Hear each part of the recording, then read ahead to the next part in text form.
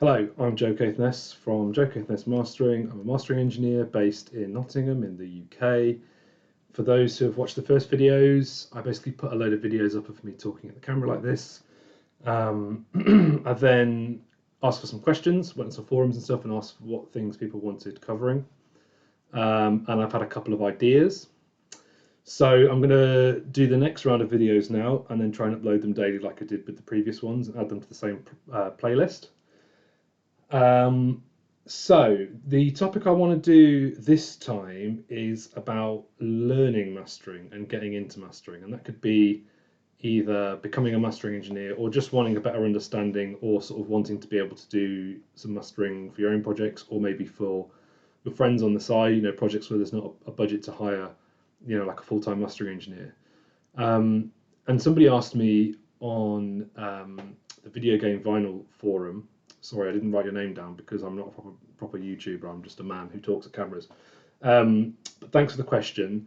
And they asked about whether or not online courses would be a good thing to consider, and generally how you get into this field and how you might develop your skills. Now, when I first started doing this, I've been doing it 14 years, a full 14 years, but obviously there's time before that when I was trying different bits and bobs out. There wasn't so much information formalized online. There was some stuff in courses, actual music tech courses, for example, that I did, where it's like a little, it's a module. It's not like a full course, but it is as long as one of these online courses. And they were also asking about whether these online courses are any good. Well, long story short, they didn't exist when I first got into this, so I can't feedback on any specific ones or any specific ideas. What I can say is that a lot of people make videos, a lot of people make courses, and a lot of people do this stuff. And it can be hard to sort of discern which ones are professionals who are imparting their information because it's something they want to do on the side, either a bit of a side gig, or they're professionals who have moved into the educational sort of area, or whether or not they're just people who are, say YouTubers first, and then they're sort of selling lots of different things. And one thing that's true of anywhere on the internet, especially this website, YouTube, is that people will provide the front of being an expert, but might not necessarily have the skills and the credits to back it up. So if you are going to look into learning mastering of somebody else, the first thing you want to look at is the credits, because the credits will show the breadth of the work they've done, how long they've been doing work, and also, good credits, good record labels, professional artwork, artists that you recognize or artists that you can Google and see that have a following, will show that the mastering engineer in question will be engaging with professionals and therefore will be able to give you real information about how to learn your skills, as opposed to, I'm being satirical here and I'm not picking anyone in particular, but wow, here's this one weird trick for getting 3 dBs louder using 20 clippers and 35 compressors, and this is what mastering engineers don't want you to know. Click here to find out more.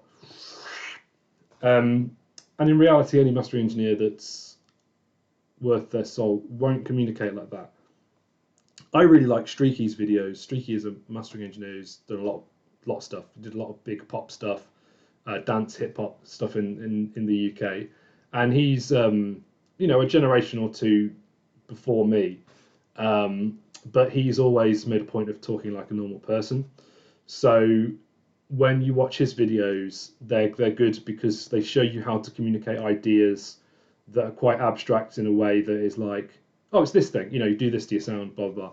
So I like his videos. I don't know anything about his courses. I like the fact that he talks very plainly about it. There's someone that makes videos that everybody who's into audio should watch, which is Dan Worrell. I don't agree with everything he says. His video about DJs rubbed me up the wrong way to the point that I write a reply and then delete it, because I'm as human as everybody else. But the way that he goes through the function of plugins specifically He's got some on the Tokyo Dawn stuff. He's got some on FabFilter, a couple of the ones. He's done a few deep dives into some analog emulations to try and explain what they're doing and work around the marketing stuff and explain what's good and what doesn't work about them. And he's very rightly critical about plugins. And his videos are slightly mind-blowing in detail to begin with, but you can re-watch them. I like to watch these sorts of things before I go to bed. If I'm still feeling a little bit awake from work and I want to catch up with this stuff. So I watch all of these videos. I think it's good as an audio engineer or any sort of professional, really, I think, to be constantly reanalyzing how you communicate your ideas.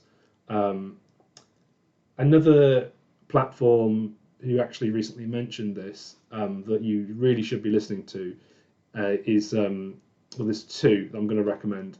There's Working Class Audio, which is Matt Boudreau's from the Bay Area in the States. I was actually interviewed last year, I think, perhaps the year before, for the podcast, and I would defer you to that if you're interested more about my story of becoming a mastering engineer.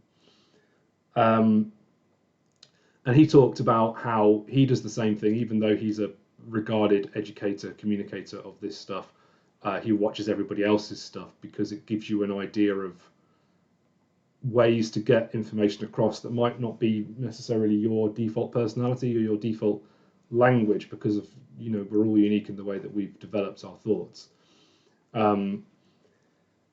And the other podcast that I recommend listening to is Bobby Owsinski's podcast. Bobby Owsinski is probably the most influential educator, mostly because his books about mixing, production, recording, etc. Have been used in schools. So when the music tech schools are sort of expanding, he was the first person to really, I think, make something close to a textbook.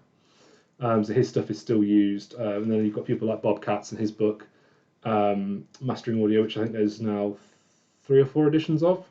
I've got the second one somewhere. So I recommend those. I would say that a good 98% of information is non-pertinent. I know that sounds bonkers, but this is why I'm trying to recommend stuff directly. And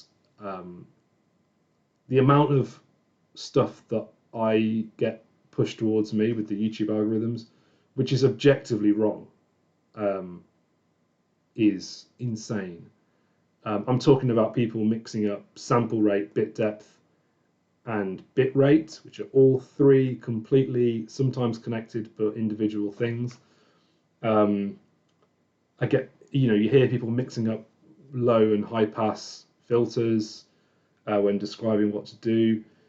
These are things that if you actually exist in your field and you communicate with people and you write emails to labels and artists and all that sort of stuff, you don't mess this stuff up. So that's one of my biggest red flags. I would suggest that you follow the channels which I've suggested.